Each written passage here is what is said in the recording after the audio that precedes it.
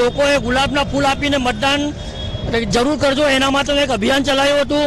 આ લોકસભાનું 17મું અભિયાન આપને સરકાર બનવા જઈ રહી છે, એના ભાગરૂપે અમે લોકોએ અહીંયા ગુલાબના ફૂલ વેચીને લોકોને એ સમજાવવાનો પ્રયત્ન કર્યા છે કે મતદાન જરૂર કરજો, તમને લાગે સારા ઉમેદવારને મત કરજો જેનાથી સરકાર બને અને લોકોનું ભવિષ્ય સુધરે।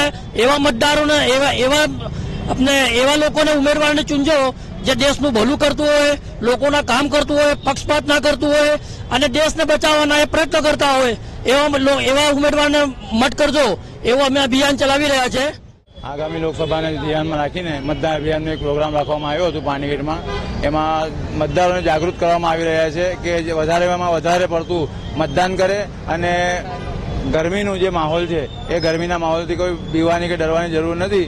અમે વધારે પડતું પ્રતિશત વોટિંગ કરવાની જરૂર છે। કહેવા માંગીએ છીએ કે તમે બી જાઓ અને